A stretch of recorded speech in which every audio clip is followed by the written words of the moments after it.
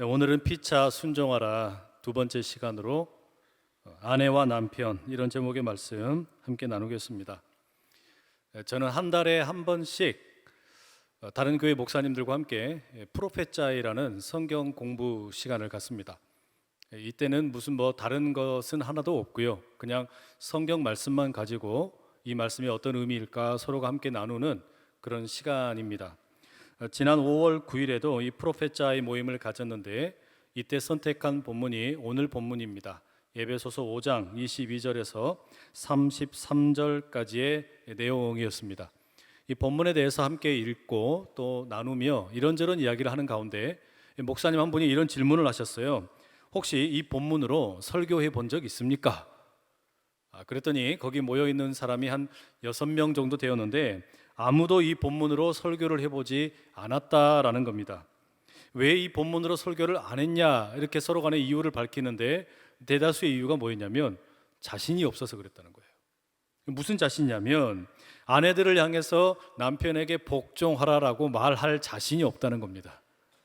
그리고 또 남편으로서 이 목회자가 훌륭한 목회자로 또 훌륭한 남편으로 그리고 훌륭한 가장으로서 살아가는 것 같지가 않아서 자신이 없다라는 거였습니다. 물론 이 과거에는 좀 달랐죠. 이 목사님들이 강단에서 남편에게 복종하라 이렇게 말씀을 하시면 우리 여자 성도님들께서 속으로는 어땠을지 모르지만 아무튼 겉으로는 못마땅해도 아멘 하셨습니다. 그런데 지금은요, 시대가 좀 바뀌어가지고 젊은 여성분들 또 우리 아내분들이 남편에게 복종하라 이런 이야기 들으면 성차별적인 언어로 받아들이기도 합니다. 시대착오적인 언어라고 생각을 한다라는 말이죠. 심지어 23절 말씀에 보면 남편이 아내의 머리라고까지 이야기합니다. 남편의 권위만 높여주는 것 같고 아내는 왠지 무시당하는 것 같습니다. 교회 안에 있는 많은 여성들이 이런 말씀 수용하는 게 참 쉽지가 않습니다. 이 현실이 이러다 보니까 이 말씀 가지고 설교하는 게 꽤나 어려운 일입니다. 이 말씀을 가지고 설교하기 어려운 두 가지 이유가 더 있습니다. 요즘 우리가 살고 있는 현대 사회는 더 이상 이제 결혼이라고 하는 것을 필수적인 것이라고 생각하지 않지요. 결혼도 이제 선택이 되어버렸습니다. 당연한 것이 아니라 필요하면 하는 것이고 필요하지 않으면 안 하는 것으로 생각하는 경향이 많아졌습니다. 그러다 보니까 결혼하지 않고 살아가는 싱글 청년들이 많습니다. 또 나이가 많은 그런 청년들이 꽤 많죠. 이들을 가리켜 흔히 이제 미혼 청년이 아니라 비혼 청년이라고 부릅니다. 이런 비혼 청년들이 가장 듣기 싫어하는 소리가 뭐냐면 주변에서 자꾸 결혼하라는 소리예요. 집에서 같이 살고 있는 부모님도 시시때때로 결혼하라고 강요를 하고 명절이 되면 친척들도 오랜만에 만나서 언제 결혼할 것이냐고 자꾸 눈치를 주고 심지어 교회에서도 결혼하지 않으면 뭔가 이상한 사람 취급당하기도 합니다. 이러다 보니 이 많은 비혼 청년들이 교회 안에서 청년부에 있기도 뭐하고 장년부에 있기도 뭐해가지고 이 교회를 떠나는 경우가 종종 있습니다. 그런데 고린도전서 7장 38절에 보면 사도 바울이 이렇게 이야기하죠. 그러므로 결혼하는 자도 잘하거니와 결혼하지 아니하는 자는 더 잘하는 것이니라. 결혼하는 거 가지고 굳이 결혼해라, 결혼하지 말아라 이렇게 강요하지 말라라는 겁니다. 그러니 설교자로서 부부 관계에 대해서 남편과 아내에 대해서 이야기하는 거 조심스럽습니다. 비혼 청년 성도들을 배려할 필요가 있다라는 말이죠. 마지막 또 다른 이유가 있습니다. 그것은 여기 계신 분들 가운데에도 좋든 싫든 간에 부부 관계가 끝나신 분들이 종종 계십니다. 제가 아는 한 목사님께서 사모님과 함께 오랫동안 참 금슬 좋은 부부로 사셨습니다. 그런데 최근에 안타깝게 사모님께서 먼저 하나님의 부름을 받으셨어요. 이런 경우에 그 목사님은 사랑하는 사이였고 좋은 부부 관계였지만 아내의 빈자리가 꽤 큰 상처가 됩니다. 부부 관계가 좋아도 상처가 될 수 있다라는 말이죠. 또 결혼 생활 자체가 순탄하지 못해서 이혼하는 분들도 계시죠. 홀로 자녀를 키우는 분들도 꽤 많이 계십니다. 이런 분들에게 교회에서 설교를 듣는데 부부에 대해서 이야기 듣게 되면 꽤나 아픈 상처를 건드릴 수가 있습니다. 그러니 남편과 아내의 관계에 대해서 이야기하는 것이 조심스럽습니다. 부모와 자녀의 관계에 대한 말씀은 비교적 편안하게 나눌 수 있지만 남편과 아내에 대한 이야기는 훨씬 더 조심스럽다라는 말입니다. 그럼에도 불구하고 오늘 저는 이 본문을 가지고 설교를 해야 됩니다. 남편과 아내에 대한 이야기를 나누어야 한다라는 말이죠. 그러니 미리 양해의 말씀 드리겠습니다. 사랑하고 존경하는 모든 여자 성도 여러분, 특히 가정에서 아내로 섬기고 계신 여러분은 남편에 대한 복종 혹은 남편이 아내의 머리다라는 말씀 불편하실 겁니다. 뻔한 이야기라고 생각하실지 모르겠습니다. 하지만 조금만 참고 들어주시기를 부탁드립니다. 또 사랑하고 존경하는 우리 비혼 청년 여러분, 저는 꼰대 되고 싶은 생각은 추호도 없습니다. 그러나 여러분이 관심 없는 이 부부에 대한 이야기, 결혼 생활에 대한 이야기 오늘은 좀 해야만 합니다. 절대 여러분들 보고 결혼하라고 강요하지 않을 테니까 교회 떠나지 마시고 이곳에서 편안하게 행복하게 신앙생활 하시기를 축복합니다. 마지막으로 사랑하고 존경하는 우리 성도님들 가운데 여러 가지 이유로 결혼 생활을 끝내시게 되신 분들, 여러분은 좋은 이유이든 안타까운 이유이든 지금은 부부 생활을 마감하셨습니다.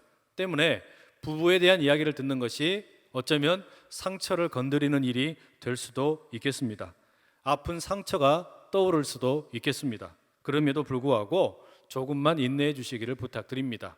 혹여 부스러기 은혜라도 여러분들에게 허락될 수 있다면 하나님께서 그렇게 하실 수 있기를 간절히 축복합니다.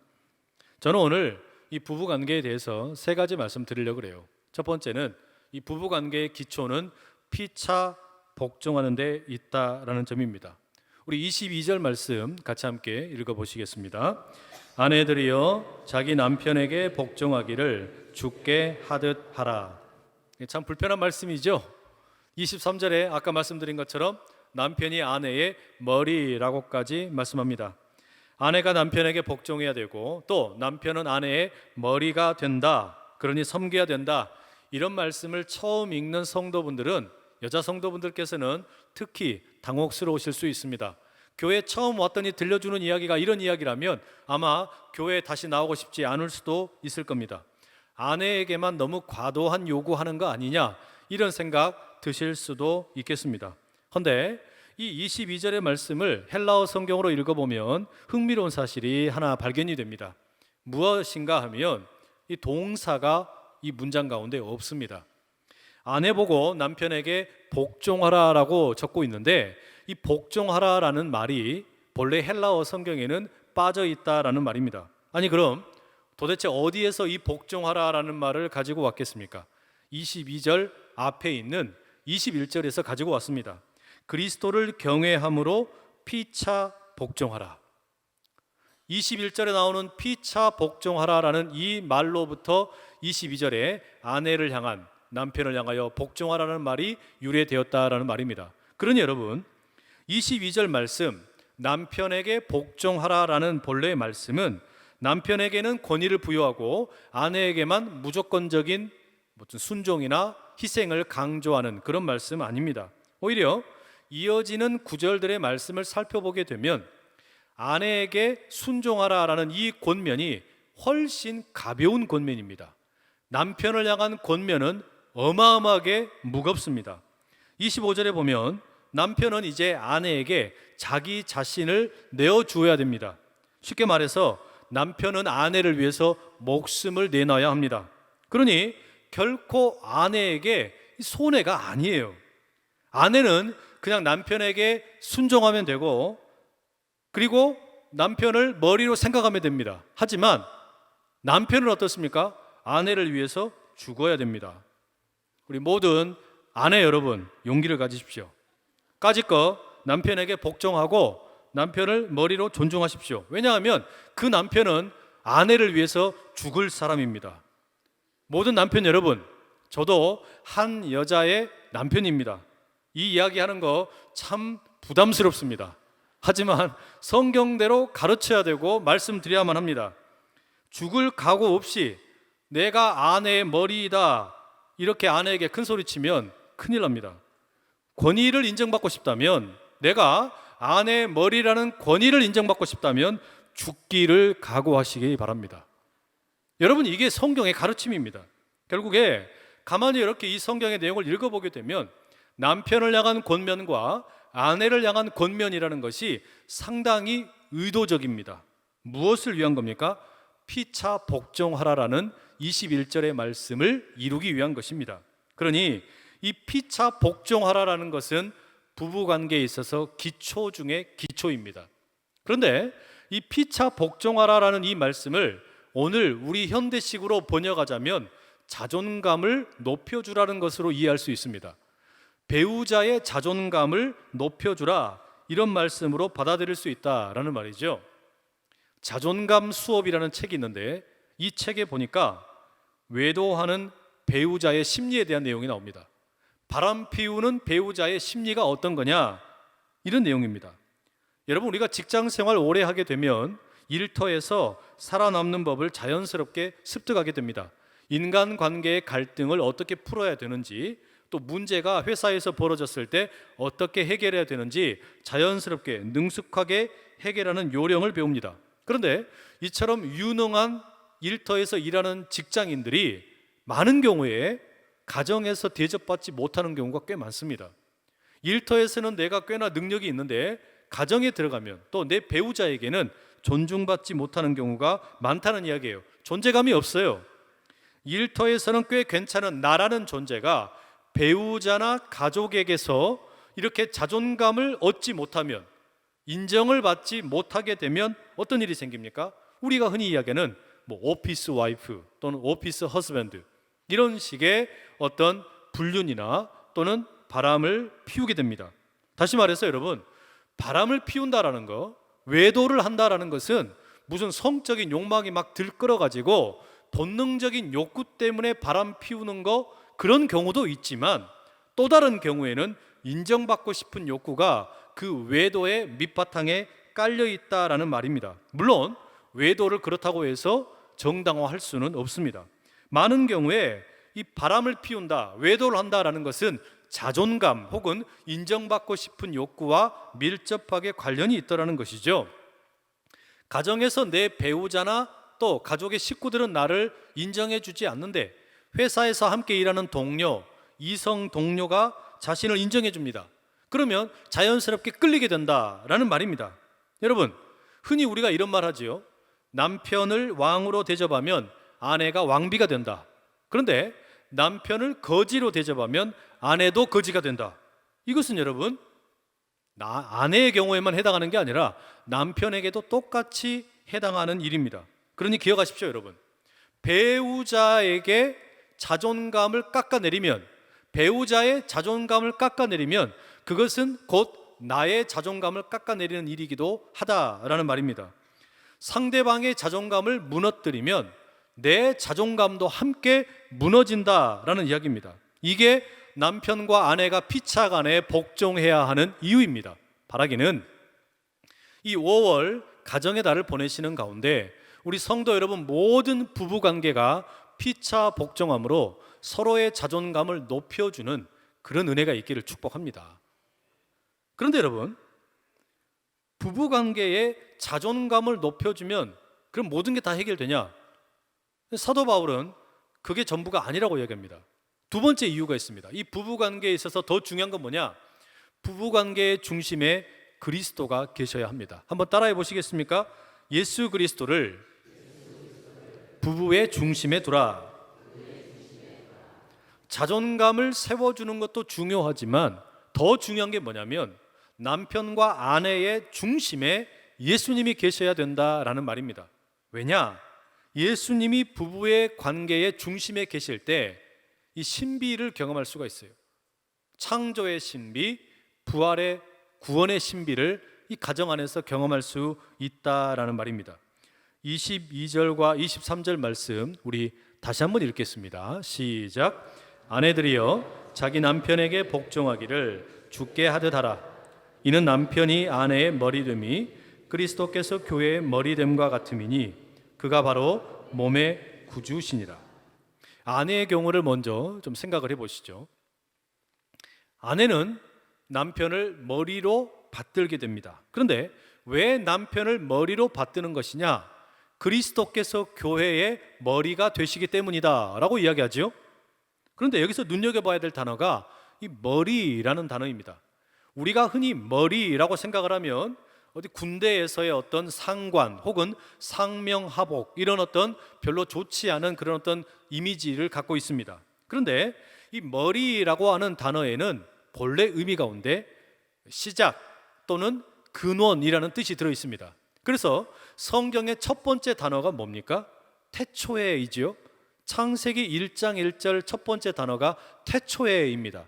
이걸 히브리 말로 브레시트라고 합니다. 근데 이 말 속에 그 로시라는 히브리어가 들어가는데 이게 머리라는 뜻입니다. 그러니 머리라는 뜻 속에는 시작 혹은 근원이라는 단어의 의미가 들어 있습니다. 그럼 여러분, 왜 예수님이 교회의 머리이십니까? 교회의 시작, 교회의 근원이 예수님이기 때문입니다. 마찬가지로 왜 남편이 아내의 머리입니까? 창세기 2장에 나오는 것처럼 여자가 남자의 갈비뼈로부터 유래되었기 때문입니다. 그 근원, 그 시작이 남편에게 있기 때문이라는 겁니다. 그러니 아내가 남편을 머리로 섬긴다라는 것은 창조의 이야기와 깊은 관련이 있습니다. 이제 남편의 경우는 어떻습니까? 25절 말씀 함께 읽어보시죠. 시작. 남편들아 아내 사랑하기를 그리스도께서 교회를 사랑하시고 그 교회를 위하여 자신을 주심같이 하라. 남편은 아내를 사랑해야 됩니다. 근데 어떻게 사랑해야 되냐면 예수 그리스도께서 교회를 위해 자기 몸을 내어주시듯이 자기 자신을 죽기까지 사랑하셨던 것처럼 남편은 아내를 그렇게 사랑해야 된다라고 말해줍니다. 이게 뭡니까? 일종의 자기 희생입니다. 자, 이것은 구원의 비밀을 담고 있는 말씀입니다. 자, 이렇게 여러분 읽어보게 되면 남편에 대한 권면, 아내에 대한 권면, 이 중심에 누가 있냐면 놀랍게도 예수님이 함께 하시는 겁니다. 남편과 아내의 관계의 중심에 예수 그리스도께서 함께 하신다는 이야기예요. 그리고 남편을 향한 아내의 순종은 그냥 상명하복, 군대 문화와 같은 그런 어떤 순종, 복종이 아니라 여기에는 창조의 신비가 들어 있습니다. 시작, 근원, 그렇기 때문에 머릿속에 담겨 있는 그 남편을 향한 순종, 창조의 질서가 아내의 순종 속에 나타난다는 겁니다. 뿐만 아니라 아내가 남편을 머리로 인정하고 순종하는 것처럼 이제 남편은 아내를 사랑해야 됩니다. 자기를 희생하면서 사랑해야 됩니다. 이것은 마치 우리에게 구원의 신비를 이야기해 주는 것 같습니다. 예수님께서 자기를 희생하시면서 교회를 살리신 것처럼, 교회로 부름받은 성도들을 살리신 것처럼 남편이 아내를 그렇게 사랑하게 될 때 이 가정 안에 부부관계 가운데 구원의 신비가 경험된다라는 말입니다. 달리 말하면 남편과 아내는 각각 구원과 창조의 기둥을 부부관계 가운데 세우고 또한 가정 가운데 세우는 역할을 감당한다라는 말입니다. 그래서 사도 바울이 31절 32절에 이렇게 말하죠. 그러므로 사람이 부모를 떠나 그의 아내와 합하여 그 둘이 한 육체가 될지니 이 비밀이 크도다. 나는 그리스도와 교회에 대하여 말하노라. 여러분, 이 구절에 보면 31절의 창세기 2장 24절의 말씀을 인용합니다. 아담과 하와가 처음 만나서 결혼하는 내용입니다. 그런데 이 단순한 두 남녀의 만남, 이 결혼을 사도 바울은 뭐라고 이야기하냐면 미스테리라고 이야기해요. 신비 또는 비밀이라고 이야기합니다. 그런데 이 두 남녀의 만남 속에 들어있는 신비가 어떤 신비냐, 어떤 비밀이냐, 어떤 미스테리냐, 교회와 그리스도에 대한 비밀, 신비, 미스테리가 남자와 여자의 만남 속에 감추어져 있다는 거예요. 그럼 여러분, 이 남자와 여자가 만나서 부부가 되는 것 속에 도대체 무슨 교회와 그리스도의 비밀이 담겨 있는 겁니까? 창조와 구원의 비밀입니다. 창조와 구원의 비밀이 남자와 여자의 만남 속에 들어있다는 이야기예요. 한 남자와 한 여자가 만나서 부부가 되면 그 속에 무슨 비밀이 들어있다고요? 교회와 그리스도의 비밀, 구원과 창조의 비밀이 그 속에 녹아 들어있다는 이야기예요. 여러분, 이게 무슨 의미겠어요?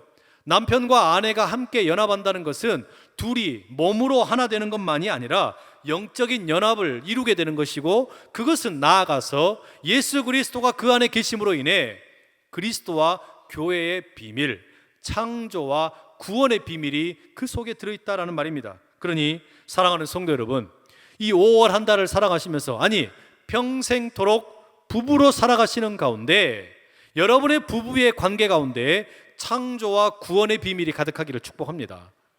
예수님이 함께 하심으로 여러분의 가정에, 여러분의 부부관계 가운데 창조의 기둥과 구원의 기둥이 든든히 서질 수 있기를 간절히 축복합니다.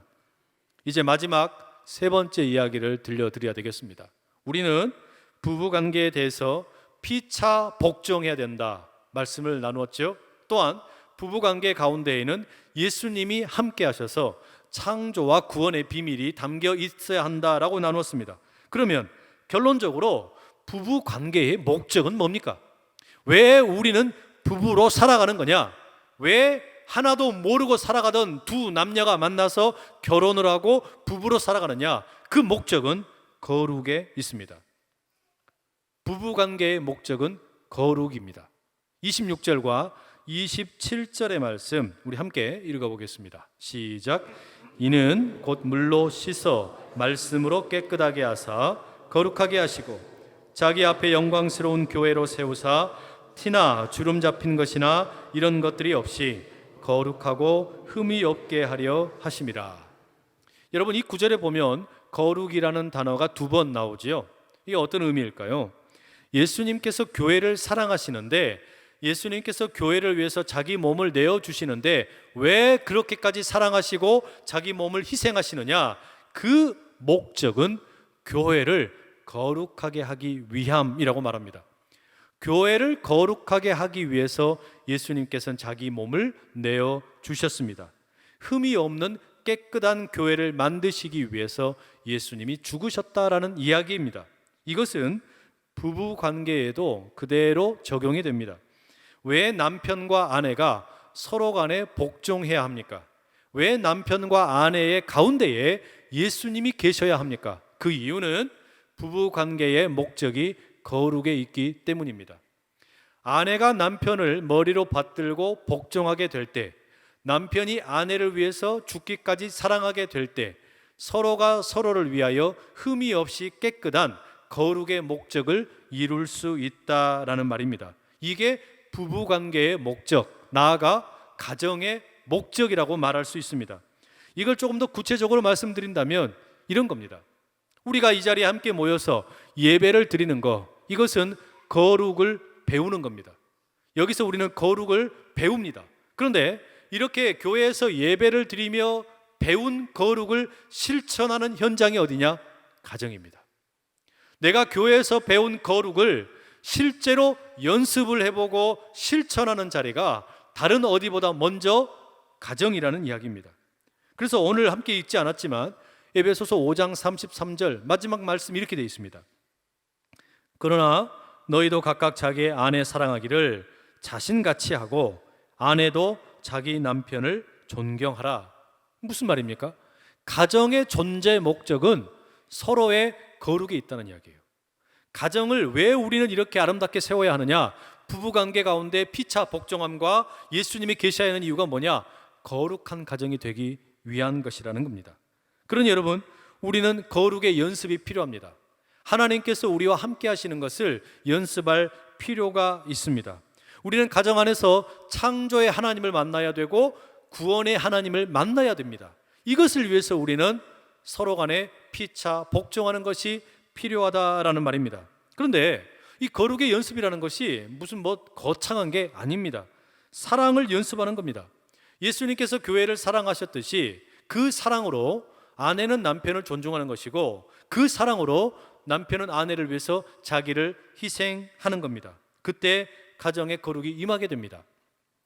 탈무드의 지혜를 소개하는 1% 유대인의 생각 훈련이라는 책이 있습니다.